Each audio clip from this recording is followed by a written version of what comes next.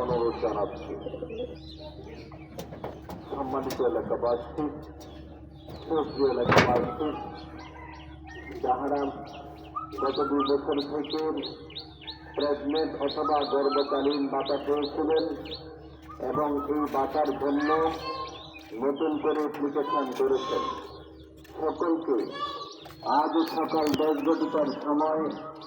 কোটি ইউনিয়ন পরিষদের উপস্থিত থাকার